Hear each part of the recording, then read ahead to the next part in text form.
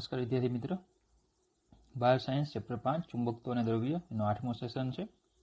આજે આપણે દાખલાઓની ચર્ચા કરવાની છે. ચાલો તો પેલો દાખલો છે ઉદાહરણ નંબર 5.6. આકૃતિમાં દર્શાવેલ ચુંબકીય ક્ષેત્ર રેખાઓની અમુક આકૃતિઓ ખોટી છે, તેમાં શું ખોટું છે તે દર્શાવો. આમાંની કેટલીક સાચી વિદ્યુત ક્ષેત્ર રેખાઓ પણ દર્શાવે છે, તે કઈ છે તે કહેવાનું. મતલબ કે તમને આકૃતિ આપી છે, એમાં ચુંબકીય ક્ષેત્ર રેખાઓ આ દોરી છે, તો એમાંની કેટલીક આકૃતિઓ ખોટી છે અને એમાં કેટલીક એવી છે કે જે સાચી વિદ્યુત ક્ષેત્ર રેખાઓ દર્શાવે છે, તો એ કઈ છે પણ આપણે કહેવાનું. તો ચલો અહીંયા તમને આ રીતે આકૃતિ આપી છે, બરાબર. તો ચલો આ ચુંબકીય ક્ષેત્ર રેખાઓ છે. તો પહેલા તો આ ખોટી આકૃતિ છે. કારણ એનું તો આકૃતિમાં દર્શાવ્યા મુજબ ચુંબકીય ક્ષેત્ર રેખાઓ ક્યારેય બિંદુવત ઉદ્ગમમાંથી નીકળતી ન હોય. હવે ચુંબકીય ક્ષેત્ર રેખાઓ ધારો કે વિદ્યુત પ્રવાહ આધારિત તાર હોય તો એમાં વર્તુળાકાર હોય, કોઈ બિંદુવત ઉદ્ગમ હોય એમાંથી નીકળતી હોય એવી હોઈ શકે નહીં. કોઈ પણ બંધ ગાળા માટે બીનું ચોખ્ખું ફ્લક્સ હંમેશા શૂન્ય હોય છે. ચોખ્ખું ચુંબકીય ક્ષેત્ર ચોખ્ખું ફ્લક્સ હંમેશા કેવું હોય? 0 હોય. એટલે કે દાખલ પણ થતી હોવી જોઈએ એમ. એટલે કે આકૃતિમાં જેટલી ક્ષેત્ર રેખાઓ પૃષ્ઠમાં દાખલ થાય તેટલી જ તેમાંથી બહાર નીકળતી દેખાવી જોઈએ. ખરેખર તો દર્શાવેલ ક્ષેત્ર રેખાઓ લાંબા ધન વિદ્યુત ભારિત તારનું વિદ્યુત ક્ષેત્ર દર્શાવે છે. ધન વિદ્યુત ભારિત તાર હોય તેનું વિદ્યુત ક્ષેત્ર બોલો, કોઈ પણ બિંદુ પાસે આ રીતે ક્ષેત્ર રેખાઓ હોય. સાચી ચુંબકીય ક્ષેત્ર રેખાઓ સીધા તારની આસપાસ તારને કેન્દ્ર ગણીને વર્તુળાકાર હોય છે, એટલે કે આ રીતે વર્તુળાકાર હોય. બરાબર. ચાલો તો આજે બધા દાખલા બસ આવા છે. ચાલો તો ફરી પાછી તમને આવી રીતે ક્ષેત્ર રેખાઓ આપી છે, તો ફરીથી આ પણ ખોટું છે, કારણ કે એક તો એક ક્ષેત્ર રેખાઓ છેદે છે અહીંયા. ખોટું. ચુંબકીય ક્ષેત્ર રેખાઓ વિદ્યુત ક્ષેત્ર રેખાઓની જેમ એકબીજીને છેદતી નથી, કારણ કે તેમ થાય તો છેદન બિંદુએ ચુંબકીય ક્ષેત્રની દિશા અનિશ્ચિત થઈ જાય. આ આકૃતિમાં બીજી એક ભૂલ છે. સ્થિત ચુંબકીય ક્ષેત્ર રેખાઓ મુક્ત અવકાશની આસપાસ ક્યારેય બંધ ગાળા રચતી નથી. મુક્ત અવકાશ અહીં લખ્યું છે, તો આ ચુંબકીય ક્ષેત્ર રેખાઓ જે છે એ મુક્ત અવકાશમાં ક્યારે આ રીતે બંધ ગાળા રચે નહીં. બંધ ગાળો રચતી સ્થિત ચુંબકીય ક્ષેત્ર રેખા વિદ્યુત પ્રવાહ પસાર થતો હોય તેવા કોઈ વિસ્તારને ઘેરતી હોવી જોઈએ. બરાબર. મતલબ કે આ બંધ ગાળો રચે પણ ક્યારે? તો કે અહીંયાથી કોઈ પ્રવાહ પસાર થતો હોવો જોઈએ, બરાબર, ત્યારે બંધ ગાળો રચે. આની સામે સ્થિત વિદ્યુત ક્ષેત્ર રેખાઓ મુક્ત અવકાશમાં અથવા જ્યારે ગોળો વિદ્યુત ભારને ઘેરતો હોય ત્યારે પણ કદી બંધ ગાળા રચતી નથી. એટલે કે આ વિદ્યુત ક્ષેત્ર રેખાઓ તો છે જ નહીં, કારણ કે એ તો બંધ ગાળા રચતી પણ નથી અને છેદે પણ નહીં, એટલે વિદ્યુત ક્ષેત્ર રેખાઓ તો છે જ નહીં. અને જે પ્રમાણે આપી છે એમ ચુંબકીય ક્ષેત્ર રેખાઓ પણ નથી. ચાલો હવે આ રીતે આપી છે, તો આ તો બોલો ટોરોઇડ ભણી ગયા આપણે, એના જેવી જ છે. તો સાચું છે, ચુંબકીય ક્ષેત્ર રેખાઓ સંપૂર્ણપણે ટોરોઇડમાં સમાયેલી હોય છે. અહીં બંધ ગાળા રચતી ક્ષેત્ર રેખામાં કંઈ જ ખોટું નથી. આ જે બંધ ગાળા રચતી ક્ષેત્ર રેખાઓ છે એમાં કંઈ ખોટું નથી, કારણ કે દરેક ગાળો વિદ્યુત પ્રવાહ ધારિત વિસ્તારને ઘેરે છે. આકૃતિમાં સ્પષ્ટ જોઈ શકાય તે માટે ટોરોઇડમાં થોડીક જ ક્ષેત્ર રેખાઓ દર્શાવી છે. હકીકતમાં આંટાઓ વડે ઘેરાતા સંપૂર્ણ વિસ્તાર ચુંબકીય ક્ષેત્ર ધરાવે છે. આમાં થોડીક ક્ષેત્ર રેખા દોરી છે, ખરેખર તો આમાં બહુ બધી ક્ષેત્ર રેખાઓ હોય. બરાબર. અને ચલો વિદ્યુત ક્ષેત્ર રેખાઓ તો છે જ નહીં, સ્પષ્ટ ખ્યાલ આવે આપણને. આ ચુંબકીય ક્ષેત્ર રેખાઓ છે, કારણ કે વર્તુળાકાર ગાળાઓ રચે છે. બરાબર. તો આ ખોટું છે, કારણ કે સોલેનોઇડ વડે ઉદ્ભવતી ક્ષેત્ર રેખાઓ તેના છેડા પર અને તેની બહાર એકદમ સીધી અને બંધિત ન હોય. દાખલા તરીકે આપણે સોલેનોઇડ જેવી રચના લઈ લઈએ તો એમાં ક્ષેત્ર રેખાઓ દોરીએ. સોલેનોઇડમાં કોઈ દિવસ ક્ષેત્ર રેખાઓ આવી રીતે તો ન જ હોય. એ છેડાઓ આગળ કેવી હોય છે? થોડી વક્ર બને છે, તો એકદમ સીધી કે બંધિત ન હોઈ શકે, કારણ કે તે એમ્પિયરના નિયમનો ભંગ કરે છે. તો આપણે એની ક્ષેત્ર રેખાઓ ભણી ગયા છે. સોલેનોઇડની આકૃતિ તમે જુઓ આગળ, તેમાં ક્ષેત્ર રેખાઓ ભણી ગયા છે. ખરેખર એવું ચિત્ર હોવું જોઈએ. એક છેડા પાસે ક્ષેત્ર રેખાઓ વળતી હોવી જોઈએ. બંને છેડા પાસે ક્ષેત્ર રેખાઓ કેવી હોવી જોઈએ? વળતી હોવી જોઈએ, અને અંતમાં ભેગી થઈ બંધ ગાળા રચતી હોવી જોઈએ. એટલે કે અહીંયાથી ક્ષેત્ર રેખા આમ વળીને અહીંયા ભેગી થવી જોઈએ. આવી રીતે ક્ષેત્ર રેખા હોવી જોઈએ. બરાબર. અને ચલો વિદ્યુત ક્ષેત્ર રેખા તો હોય જ નહીં. ચલો તો આ આકૃતિ સાચી છે. આ ગજિયા ચુંબકની અંદર અને બહાર ક્ષેત્ર રેખાઓ છે. બોલો ગજિયા ચુંબકમાં આ ક્ષેત્ર રેખાઓ હોય, બરાબર. એસમાં દાખલ થાય ને એનમાંથી બહાર આવે, અને પછી એનથી એસ જાય તો બંધ ગાળો પણ રચે છે. જો અંદરની ક્ષેત્ર રેખાઓ ધ્યાનથી જો, બધી ક્ષેત્ર રેખાઓની દિશા ઉત્તર ધ્રુવમાંથી બહાર નીકળતી કે દક્ષિણ ધ્રુવમાં સમાઈ જતી નથી. આપણે અંદરની ક્ષેત્રરેખાઓ જો આપણે જોઈએ તો હા, અંદરની ક્ષેત્રરેખાઓ અહીંયા તમે જોઈ શકો કે આ જો છે એ આ એસમાં જતી નથી, આ એસમાં જતી નથી. ઉત્તર ધ્રુવ અને દક્ષિણ ધ્રુવ બંનેની આસપાસ ક્ષેત્રનું ચોખ્ખું ફ્લક્સ શૂન્ય છે. ઉત્તર ધ્રુવ અને દક્ષિણ ધ્રુવ આગળ ખરેખર તો ફ્લક્સ કેવું હોય? 0. ટૂંકમાં શું વાત છે કે આ જશે પણ અનંત અંતરે ત્રિજ્યાવર્તી બનશે. બતાવી નથી, ઓકે, પણ અનંત અંતરે ત્રિજ્યાવર્તી બનશે.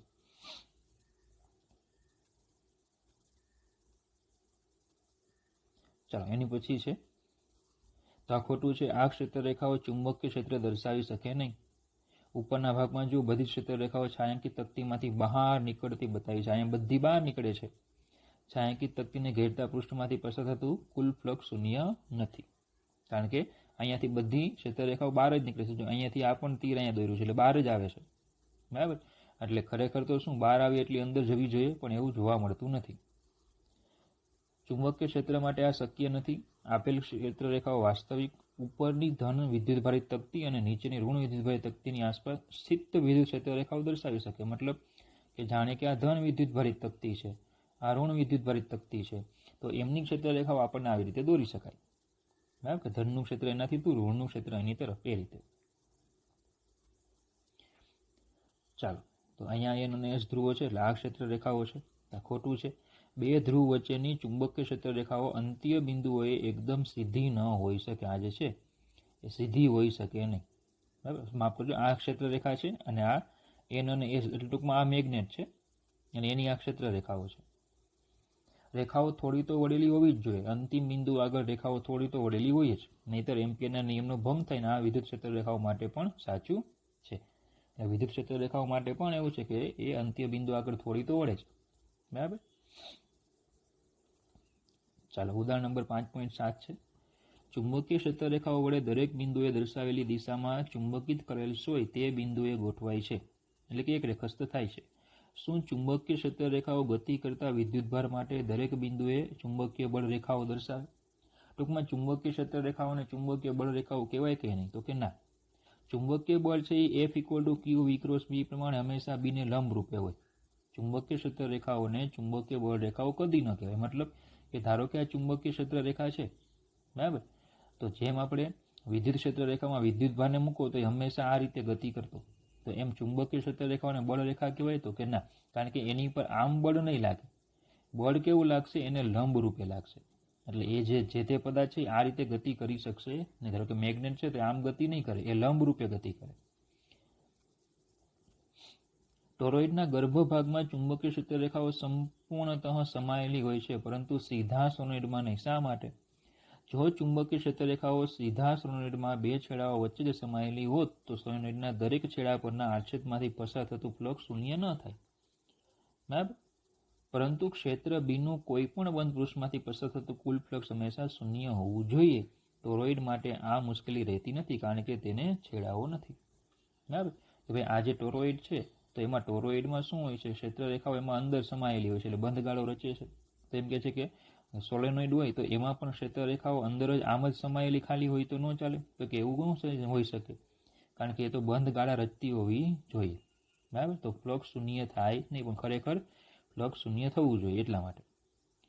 જો ચુંબકીય એક ધ્રુવીય અસ્તિત્વ ધરાવતી હોત તો ચુંબકત્વ માટેના ગૌસના નિયમમાં શું ફરક પડે?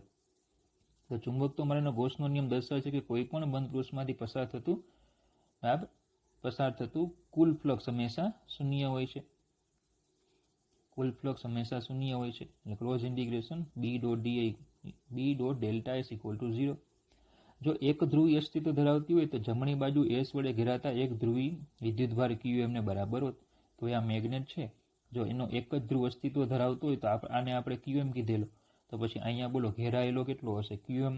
ધ્રુવમાન ઘેરાયેલું હોય તો પછી μ0 QM આવી શકે, કારણ કે આપણે સૂત્ર ભણી ગયા હતા સિગ્મા Q/ε0 1/ε0 ને સમતુલ્ય Q0 અને સિગ્મા Q ની જગ્યાએ QM. તો μ0 QM એવું આવી શકે છે, પણ આવું પોસિબલ નથી, કારણ કે એક ધ્રુવીય અસ્તિત્વ ધરાવતી નથી, બરાબર. અહીંયા કુલ ફ્લક્સ હંમેશા શૂન્ય હોય છે. શું ગજિયા ચુંબકનું ચુંબકીય ક્ષેત્ર તેના પોતાના પર ટોર્ક લગાડે? શું વિદ્યુત પ્રવાહધારિત તારનો એક ખંડ એટલે કે વિભાગ તે જ તારના બીજા વિદ્યુત પ્રવાહધારિત ખંડ પર બળ લગાડશે? તો સીધી વાત છે, તો કે ના. ચુંબકીય ખંડ વડે ઉદ્ભવતા ચુંબકીય ક્ષેત્ર વડે તે જ ખંડ પર કોઈ બળ કે ટોર્ક લાગતું નથી, પરંતુ તે જ તારના બીજા ખંડ પર બળ કે ટોર્ક લગાડી શકે છે. એટલે જેના વડે ક્ષેત્ર, ધારો કે આ તાર છે તો આના વડે જે ક્ષેત્ર ઉત્પન્ન થયું છે, હવે એ જ આની ઉપર બળ ન લગાડે, પણ આના વડે જે ક્ષેત્ર ઉત્પન્ન થયું છે એ બીજા તારના કોઈ ખંડ ઉપર બળ લગાડી શકે તે. બીજા તારનો જે કોઈ ખંડ હોય એની પર બળ લગાડી શકે. હા, એવું શક્ય છે કે ભાઈ આટલો પોર્શન છે, આટલા વડે જે ચુંબકીય ક્ષેત્ર ઉત્પન્ન થાય એ આટલાની ઉપર બળ ન લગાડે, પણ ધારો કે અહીંયા બીજો કોઈ પોર્શન છે તો એની ઉપર બળ લગાડી શકે. એટલે એ જ તારના બીજા વિભાગો ઉપર બળ લગાડી શકે, પણ એને એ જ વિભાગ પર બળ લગાડી શકે નહીં. ગતિમાન વિદ્યુતભાવના કારણે ચુંબકીય ક્ષેત્ર ઉદ્ભવે છે, સાચી વાત છે. કોઈ તંત્રનો ચોખ્ખો એટલે કે પરિણામી વિદ્યુતભાર શૂન્ય હોય તો પણ તેને ચુંબકીય ચાક માત્રા હોઈ શકે? તો કે હા, તંત્રમાં રહેલા વિદ્યુતભારનું સરેરાશ મૂલ્ય શૂન્ય હોઈ શકે. તંત્રમાં જે વિદ્યુતભારો છે એનું સરેરાશ મૂલ્ય શૂન્ય હોઈ શકે, પરંતુ જુદા જુદા પ્રવાહધારિત લૂપના લીધે મળતી ચુંબકીય ચાક માત્રાનું સરેરાશ મૂલ્ય શૂન્ય ન પણ હોય. જુદા જુદા પ્રવાહધારિત લૂપ છે બરાબર, તો એને લીધે જે ચુંબકીય ચાક માત્રાનું મૂલ્ય મળે એ શૂન્ય ન પણ. દાખલા તરીકે પેરોમેગ્નેટિક પદાર્થ છે જેમાં પરમાણુઓનો ચોખ્ખો વિદ્યુતભાર શૂન્ય હોવા છતાં તેમને ચોખ્ખી ચુંબકીય દ્વિધ્રુવી ચાક માત્રા હોય છે. બરાબર. ચાલો, એની પછી છે હવે 3 દાખલા ગણતરીવાળા છે. ફરી પાછા 2 દાખલા આપણે લવારાવાળા આવશે. તો પૃથ્વીનું ચુંબકીય ક્ષેત્ર વિષુવવૃત્ત પાસે લગભગ 0.4 ગોસ જેટલું છે. એટલે બી આપેલું છે 0.4 ગોસ, એટલે 0.4 ગુણ્યા 10⁻⁴ અને 4 ગુણ્યા 10⁻5 ઘાત ટેસ્લા. બરાબર. અને વિષુવવૃત્ત પાસે છે તો પછી એની ત્રિજ્યા લઈ લેવાની 6400 કિલોમીટર, એટલે 6.4 ગુણ્યા 10⁻6 ઘાત મીટર. પૃથ્વીની દ્વિધ્રુવી ચાક માત્રા શોધો. તો ચલો, બહુ સિમ્પલ છે કે ભાઈ આપણે બીનું સૂત્ર ભણી ગયા. વિષુવવૃત્ત પાસે બીનું સૂત્ર μ0/4π m/r3, આવું સૂત્ર આપણે ભણી ગયા છીએ. તેમાંથી એમને કરતા બનાવો, બરાબર, એટલે આવશે 4πb r3/μ0. બરાબર. ચલો, 4πr3/μ0. તો m = કિંમત મૂકી દઈએ 4π, માફ કરજો અક્ષર જરા, 4π ગુણ્યા બી એટલે 0.4 ગુણ્યા 10⁻, અથવા તો 4 ગુણ્યા 10⁻5 ગુણ્યા r3, તો 6.4 ઘન ગુણ્યા 10⁸ ઘાતના છેદમાં μ0 એટલે 4π ગુણ્યા 10⁻7. તો એમ આપણને મળી જશે અહીંયા 1048.5 ગુણ્યા 10⁻20, એટલે m બરાબર 1.048 ગુણ્યા 10⁻23 ઘાત એમ્પિયર મીટર સ્ક્વેર. આ થઈ ગઈ મેગ્નેટિક મોમેન્ટ. ઇઝી છે, બરાબર. કોઈ સ્થાનના ચુંબકીય ધ્રુવતલમાં પૃથ્વીના ચુંબકીય ક્ષેત્રનો સમક્ષિતિજ ઘટક 0.26 ગોસ છે, એટલે HE. નમન કોણ 60 છે, તો બી કેટલું હશે? બોલો, આપણે આવું સૂત્ર ભણી ગયા છીએ કે HE = B cos I. ઘટક HE = B cos I. તો પછી B = HE ના છેદમાં cos I, તો B = 0.26 ના છેદમાં cos 60, એટલે B = 2 ગુણ્યા 0.26, એટલે 0.52 ગોસ. cos 60 1/2. બરાબર. ચાલો, એની પછી છે એક સોનેટના ગર્ભમાંના દ્રવ્યની સાપેક્ષ પરમિએબિલિટી એટલે μr 400 છે. સોનેટના આટા ગર્ભથી અવાહક વડે જુદા પાડેલા છે. આટામાંથી 2 એમ્પિયર વિદ્યુતપ્રવાહ પસાર થાય છે. લાઈ બરાબર 2. જો તેમાં 1 મીટર દીઠ 1000 આટા હોય એટલે n 1000 આટા પર મીટર, તો HB એમ અને મેગ્નેટાઇઝિંગ પ્રવાહ IM ની ગણતરી કરો. ચલો, પહેલા તો H. તો H નું સૂત્ર તો તમને ખ્યાલ જ છે, H = NI. તો H = ચલો n 1000 ગુણ્યા I 2, તો H = 2000 એમ્પિયર મીટર ઇન્વર્સ, અથવા તો 2 ગુણ્યા 10⁻³ એમ્પિયર મીટર ઇન્વર્સ. તો બોલો, આ તો બહુ ઇઝી. H. ચલો, હવે B. તો B નું સૂત્ર B = μH. બરાબર. ચલો, મ્યુ નથી આપ્યા તો μ0 μRH. તો μ0 4π ગુણ્યા 10⁻7 મ્યુ આર 400 h 2 ગુણ્યા 10⁻3 તો બી મળી જશે 1048 ઇન્ટુ 10⁻⁻4 તો બી આવશે એપ્રોક્સિમેટલી 1 ટેસ્લા. ચલો બી થઈ ગયો. હવે છે એમ. ચાલો એમ, તો એમ માટે આપણે આવું સૂત્ર ભણી ગયા છીએ કે B equal to mu 0 h plus M. તો આ B upon mu 0 minus h equal to M. તો એમ ઇક્વલ ટુ ચલો બી એટલે 1 મ્યુ 0 4 પાઈ ગુણ્યા 10⁻⁻7 અને h છે 2 ગુણ્યા 10⁻3.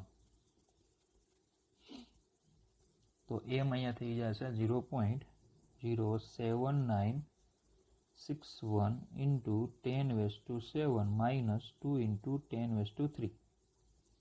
તો h આવશે 7.961 માફ કરજો 796.1 10⁻3 માઇનસ 2 ઇન્ટુ 10⁻3. તો h ઇક્વલ ટુ 794.17 ઇન્ટુ 10⁻3 એટલે m equal to 7.9417 10⁻5 ampere metre minus 1. આ થઈ ગયું મેગ્નેટાઇઝેશન.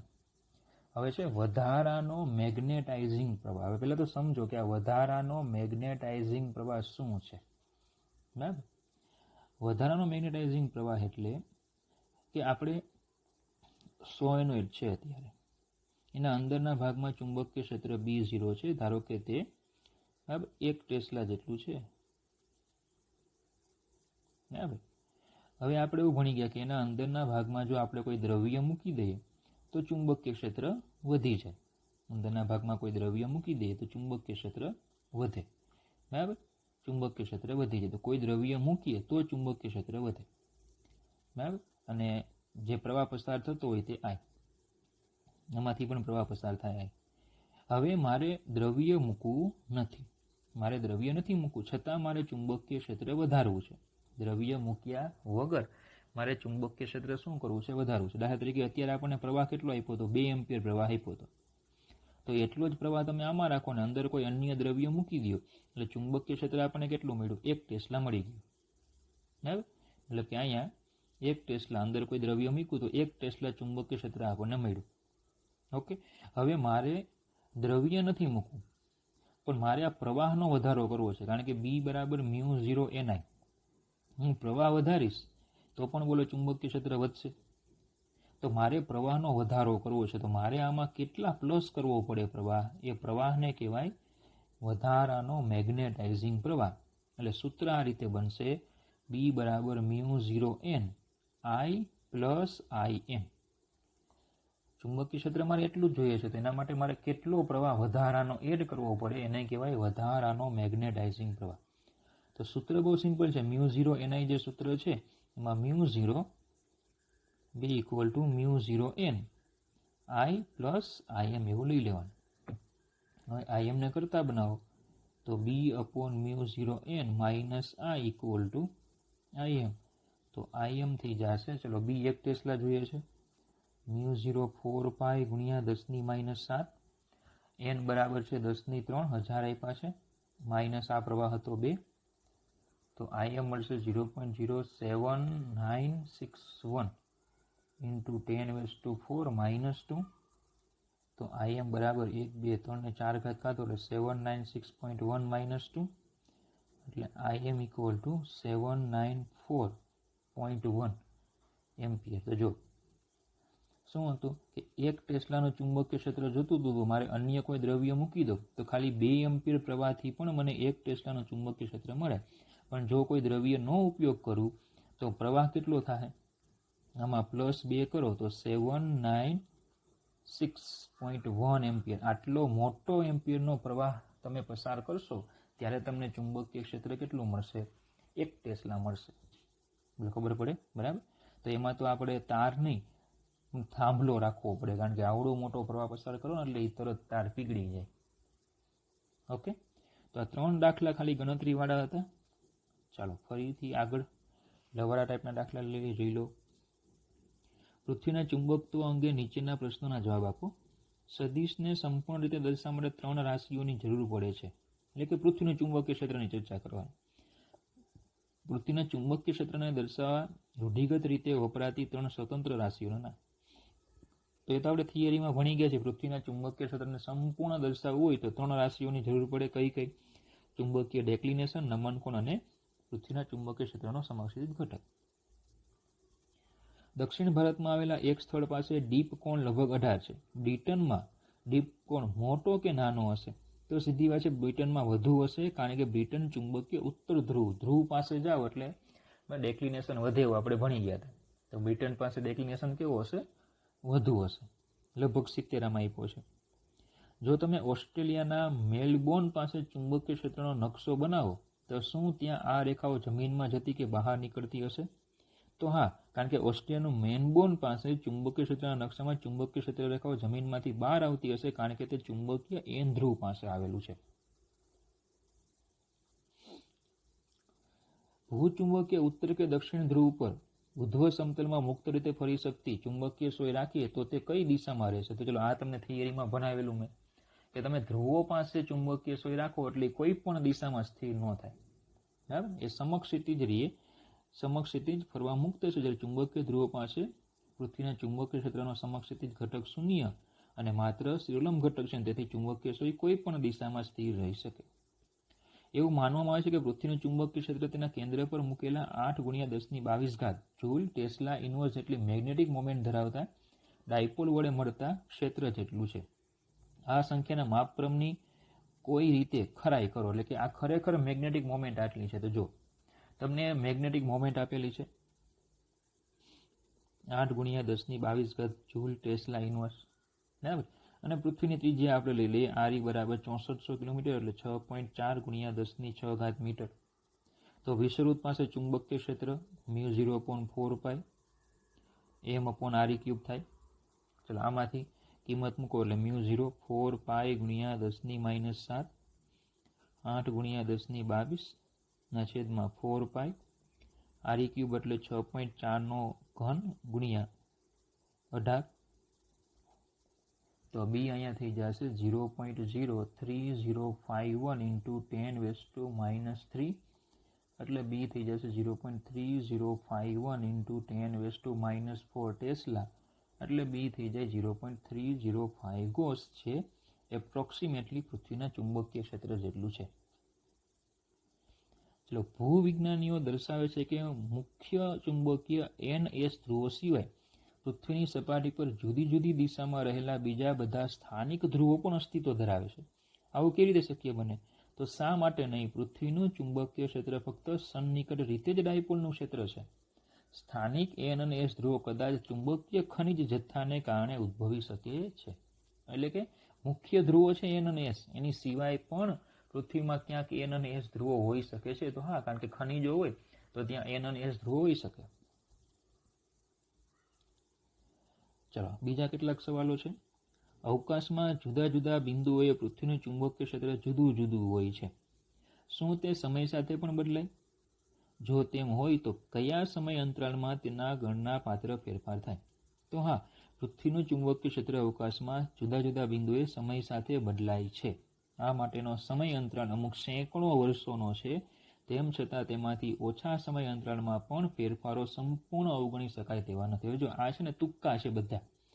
ઉદાહરણ સ્વાધ્યાયનો 5.2 દાખલો છે, એમાં જે કંઈ પણ જવાબ આપ્યા છે એ ખાલી ને ખાલી ધારણા છે. બરાબર, પૃથ્વીના કોર એટલે કે ગર્ભમાં લોખંડ એટલે કે આયન છે, તે જાણીએ છીએ. આમ છતાં ભૂસ્તર શાસ્ત્રીઓ અને પૃથ્વીના ચુંબકીય ક્ષેત્રનો ઉદ્ગમ માનતા નથી. શા માટે? તો તેને પૃથ્વીના ચુંબકીય ક્ષેત્રનો એ લોકો ઉદ્ગમ નથી માનતા. તો કેમ?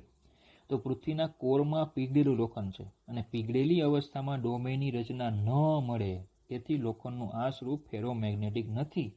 તેથી તેને પૃથ્વીના ચુંબકીય ક્ષેત્રનો ઉદ્ગમ માનતા નથી. જે આપણે થિયરીમાં ભણી ગયા હતા કે અંદર જે પીગળેલું લોખંડ છે એ પૃથ્વીના ચુંબકીય ક્ષેત્રનો ઉદ્ગમ છે એવું માનવામાં આવે છે હાલમાં, પણ ભૂસ્તર શાસ્ત્રીઓ જે છે એ માનતા નથી.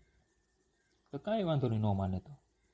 પૃથ્વીના કોરની બહારના વાહક વિસ્તારમાં વિદ્યુત પ્રવાહો પૃથ્વીના ચુંબકીય ક્ષેત્ર માટે જવાબદાર માનવામાં આવે છે. આ પ્રવાહોને જાળવી રાખવા કઈ બેટરી હશે? કે પૃથ્વીની બહારનો જે કોરથી બહારનો ભાગ છે એમાં એ વિસ્તારોમાં વિદ્યુત પ્રવાહો પૃથ્વીના ચુંબકીય ક્ષેત્ર માટે જવાબદાર છે, ધારો કે માની લઈએ આપણે. તો એ કોને કારણે પ્રવાહ હોય, વિદ્યુતભાર ગતિ કરતો હોય તો કંઈક બેટરી તો હોય ને. તો પૃથ્વીની અંદરની રેડિયો એક્ટિવિટી એ આ પ્રવાહને જાળવી રાખવા માટેના ઉર્જા સ્ત્રોત તરીકે જવાબદાર માનવામાં આવે છે.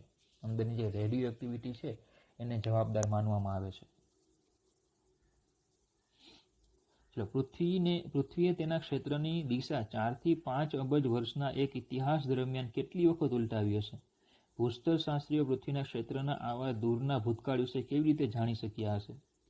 તો ઘનીકરણ એટલે કે ઠારણની પ્રક્રિયા દરમિયાન પૃથ્વીનું ચુંબકીય ક્ષેત્ર ખૂબ નબળા પ્રમાણમાં ખડકોમાં સંગ્રહિત થઈ જાય છે. ખડકોના આ ચુંબકીય ક્ષેત્રનું વિશ્લેષણ કરતા ભૂચુંબકીય ઇતિહાસ વિશેની માહિતી મળે છે. બરાબર, ઠારણ પ્રક્રિયા થાય ત્યારે પૃથ્વીનું ચુંબકીય ક્ષેત્ર કેમાં જતું રહે છે? તે જે ખડકોમાં સંગ્રહિત થઈ જાય ને ખડકોની તમે ચુંબકીય ક્ષેત્રનું તમે વિશ્લેષણ કરો એટલે તમને આ માહિતી મળે. પૃથ્વીનું ચુંબકીય ક્ષેત્ર ઘણા લાંબા અંતરે એટલે કે 30,000 કિલોમીટરથી વધુ તેના ડાયપોલ આકારથી ઘણું જુદું પડે છે. કયા કારણો આ માટે જવાબદાર છે? એટલે કે ખૂબ મોટા અંતરે તમે જાઓ એમ પૃથ્વીથી બહાર, તો 30,000 કિલોમીટરથી પણ વધારે દૂર જાઓ તો પછી ચુંબકીય ક્ષેત્ર ડાયપોલથી અલગ છે. એવું શું કામ? તો પૃથ્વીથી મોટા અંતરોએ તેના આયનોસ્ફિયરમાંના બરાબર ચુંબકીય ક્ષેત્રમાં ગતિમાન આયનોના ક્ષેત્રના કારણે ફેરફાર થાય છે. જે આયનોસ્ફિયરમાં પૃથ્વીની બહાર ઉદ્ભવતા તોફાનો જેવા કે સૌર પવનો પ્રત્યે સંવેદી છે, એટલે તેમાંથી ક્ષેત્ર બદલાય છે. તો આયનોસ્ફિયર જે છે જેમાં આયનો રહેલા છે એને કારણે ક્ષેત્રમાં ફેરફાર થાય છે. તારાઓ વચ્ચેના અવકાશમાં 10⁻12 ટેસ્લાના ક્રમનું ઘણું નબળું ચુંબકીય ક્ષેત્ર હોય છે. શું આ નબળું ક્ષેત્ર કોઈ અર્થપૂર્ણ પરિણામ આપી શકે? સમજાવો. એટલે કે તારાઓ વચ્ચેનો અવકાશ જે હોય એમાં ક્ષેત્ર ખૂબ ઓછું હોય. તો જ્યારે વિદ્યુત ભારિત કણ ચુંબકીય ક્ષેત્રમાં ગતિ કરે ત્યારે તેને ગતિમાન વર્તુળાકાર થાય આપણને ખ્યાલ છે. તેની ત્રિજ્યા નીચે મુજબ આપે છે. R = mv/kb, તો R = 1/b. તારાનો 10⁻12 ટેસ્લાનું નબળું ચુંબકીય ક્ષેત્ર ગતિમાન વિદ્યુતભારને ખૂબ જ મોટી ત્રિજ્યાવાળા વર્તુળાકાર માર્ગ પર ગતિ કરાવે છે. આ નાના અંતર માટે આ વિચલન નોંધનીય નથી, પરંતુ મોટા અંતર આ વિચલન નોંધનીય છે. બરાબર, એટલા માટે તારાઓ વચ્ચેનો જે અવકાશ હોય એમાં ચુંબકીય ક્ષેત્ર કેવું હોય? નબળું. એટલે કે તારાઓ વચ્ચેના અવકાશમાં વિદ્યુતભારને તમે ગતિ કરાવો તો એ વિદ્યુતભાર છે એ શું કરે છે? મોટી ત્રિજ્યાના માર્ગે ગતિ કરે છે, જે શું દર્શાવે છે? કે તારાઓ વચ્ચેના અવકાશમાં વિદ્યુત ક્ષેત્ર નબળું હોય છે. ઓકે, ચાલો તો આજે સેશનમાં આટલું જ રાખીએ. Thank you.